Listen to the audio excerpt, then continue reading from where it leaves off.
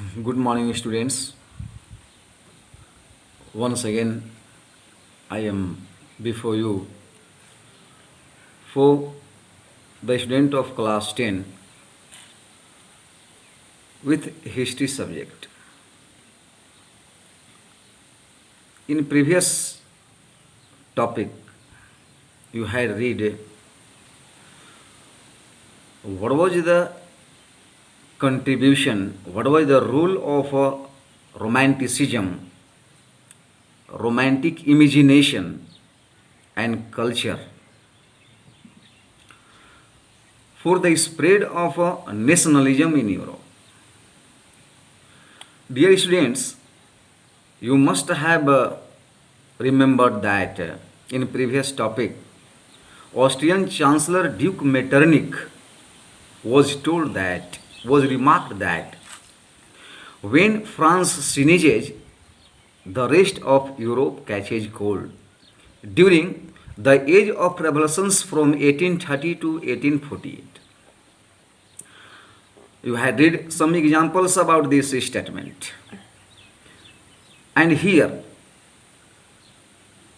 the statement of Duke Metternich is set for other example. Dear students, your today's topic is hunger, hardship, and popular revolt. Means भूखमरी का काल, कठिनाइयों का काल और जन विद्रोह from 1830s, not in France, not in particular countries, but in whole Europe. It was the condition of Europe after 1830s. How? The 1830s were years of a great economic hardship in Europe. 1830 का जो दशक था Europe में एक महान कठिनाई का काल बनकर सामने आया. The first half of the 19th century, it means from 1800 to 1850, saw an enormous increase in population. 1800 से 1850 के बीच यूरोप के जनसंख्या में बहुत वृद्धि हुई. ऑल ओवर यूरोप, पूरे यूरोप में, in most countries there were more seekers of job. सारे देशों में नौकरी ढूंढने वाले सड़क पर आ गए. It means in most countries there were more seekers of job than employment. रोजगार की तुलना में बेरोजगारों की संख्या बहुत अधिक बढ़ गई. Then population from rural areas migrated to the cities. ग्रामीण जनसंख्या शहर में चले गए नौकरी की तलाश में. And they way compelled to live in overcrowded slum. और नौकरी के कारण वे झुग्गी झोपड़ी में भी रहने को तैयार थे. स्मॉल प्रोड्यूसर्स इन टाउन, शहरों में जो छोटे मोटे उत्पादन करने वाले जो बिजनेसमैन थे, वे are often faced with stiff competition from imports of cheap machine made goods from England.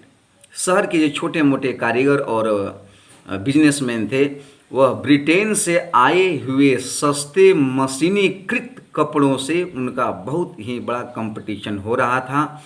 चूँकि ड्यूरिंग इंडस्ट्रियलाइजेशन इंग्लैंड के सामान सस्ते होते थे, इसलिए तत्काल वहाँ के जो अपने प्रोडक्ट थे वे लोग कम खरीदते थे और ब्रिटेन से आए हुए सामान को लोग ज़्यादा तरजीह देते थे, खरीदते थे, जिसके चलते यूरोप के जो बाज़ार के जो स्मॉल प्रोड्यूसर्स थे, उनकी जो बिजनेस थी वह चौपट हो रही थी.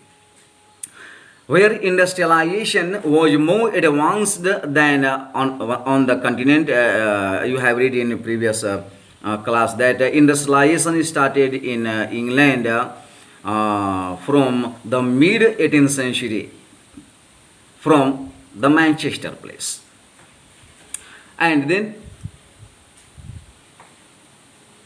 this was especially so in textile production, ये जो स्थिति बनी हुई थी स्पेशल कपड़ा के व्यवसाय में था, because industrialization started from cotton textile industry which was carried out mainly in homes और small workshop and was particularly mechanised.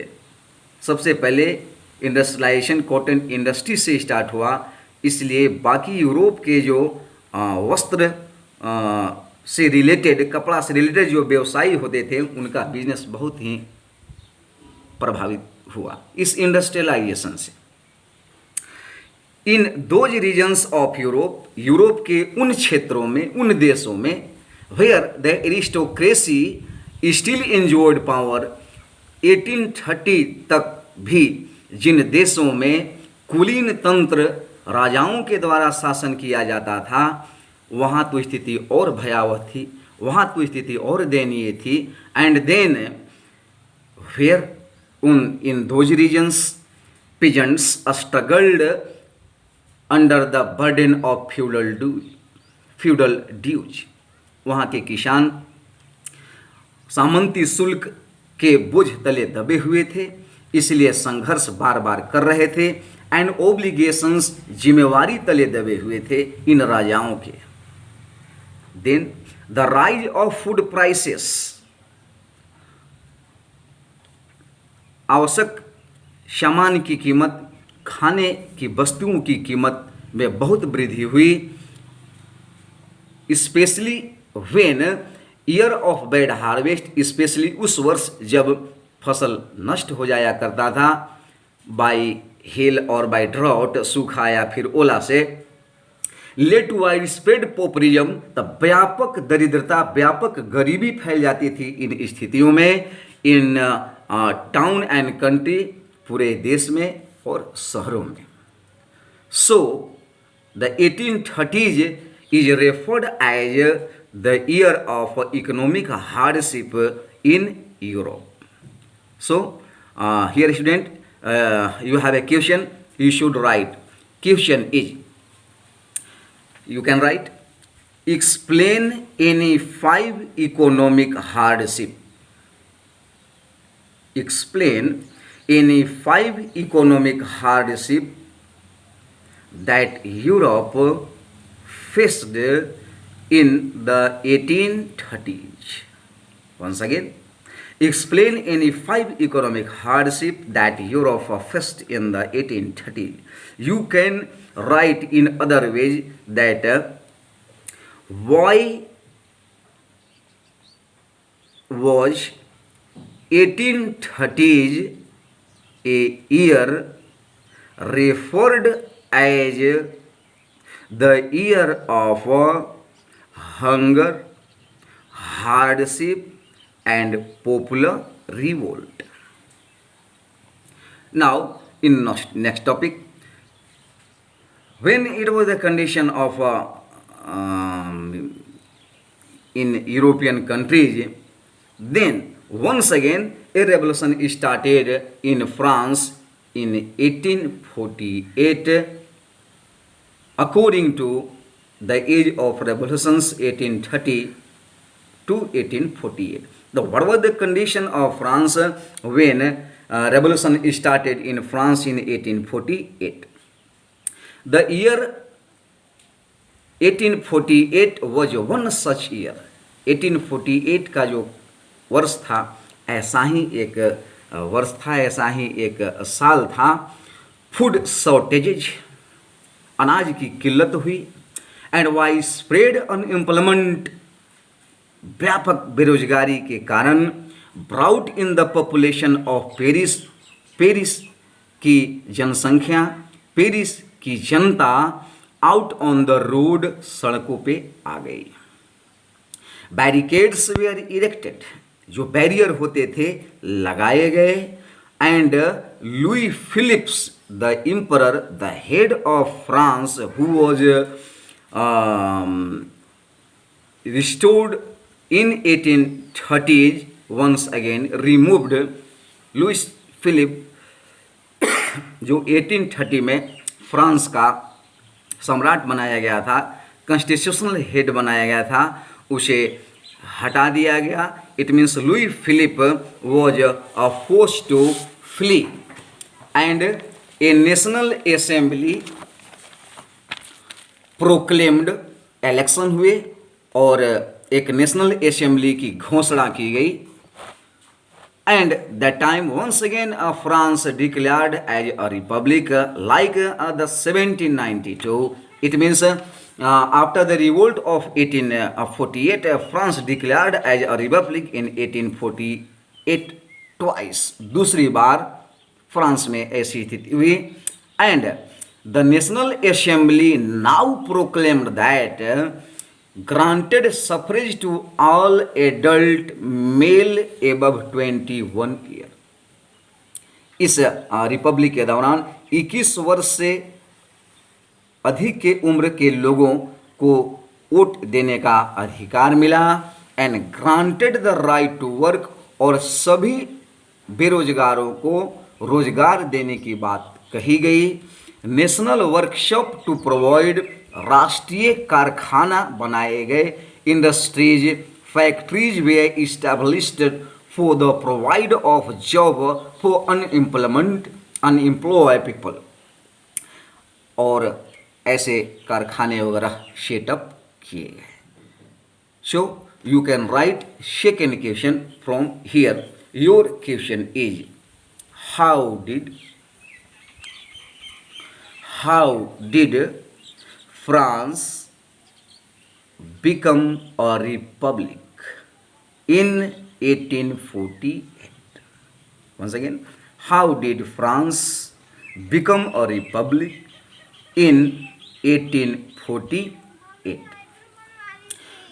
Dear student, you are studying about the incident of 1848. But there was a big incident happened in 1845, and the revolution of 1848 was the output of this incident that was happened in 1845 in Silesia. Silesia was a place in Germany, some part of in Germany, some part of in Poland, and some part of Prussia. That time Germany and Prussia was integrated that time.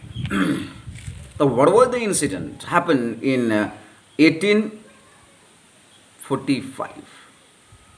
Because the revolution of 1848 was related to this incident. So you have to read. What was the incident? Incident was that in Silesia village there were 1800 people. It means the population of Silesia was 1800 only.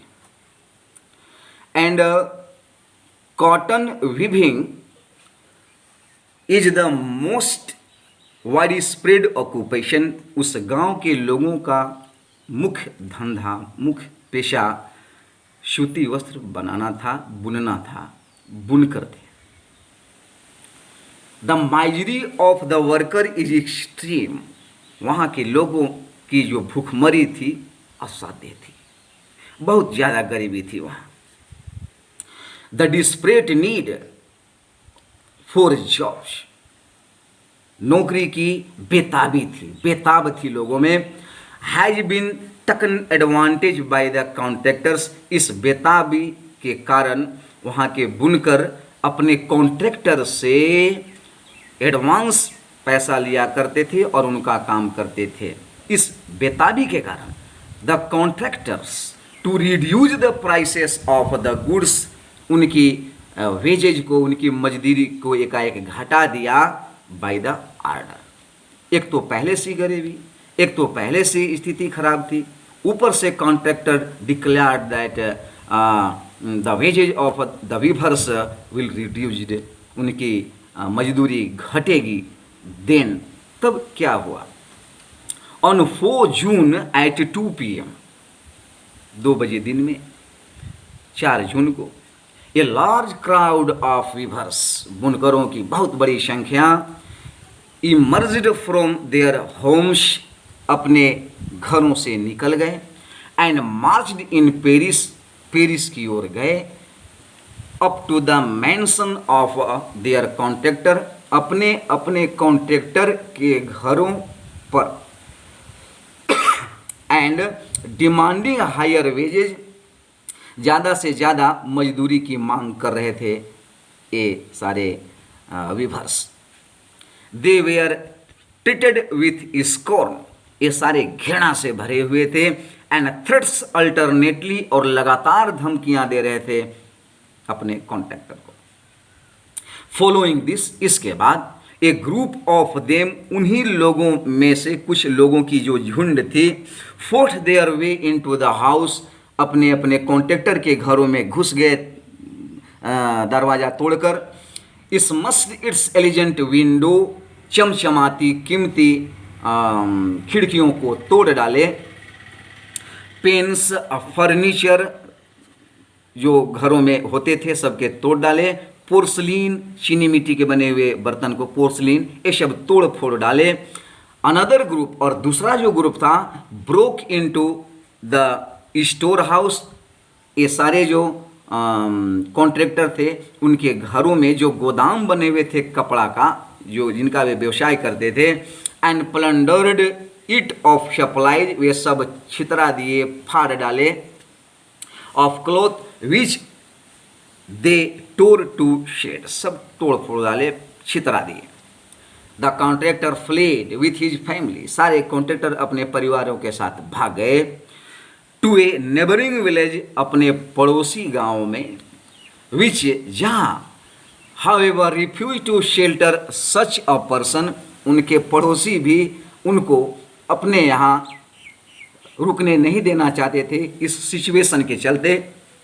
Then he turned 24 hour later, 24 घंटा के बाद, having requisitioned by the help of the army, by the help of the troops, उनको वैसे contractor को लाया गया। और इस स्थिति में, in the exchange that followed, इस स्थिति में 11 वीवर्स वेयर स्टॉन्ड, 11 बुनकर मारे गए थे। ये स्थिति पहले घटी थी, उसके बाद 1848 की घटना हुई जो फ्रांस को एक गणतंत्र बनाने में मदद किया। It means you read once again the age of revolutions from 1830 to 1848. Why 1830 to 1848 is referred as the age of revolutions, and the statement of Duke Metternich that when France sneezes, the rest of Europe catches cold, इसका जो statement था वह कैसे सही हुआ, कैसे France में जब कोई घटना घटती थी तो उसका जो प्रभाव था पूरे यूरोप में हो जाया करता था। I hope this online teaching will help you in adverse situation, in adverse condition, and I hope, and it is my belief that you will be benefited with this video, and in next class you will read the revolution of liberals in Europe. Thank you and have a nice day.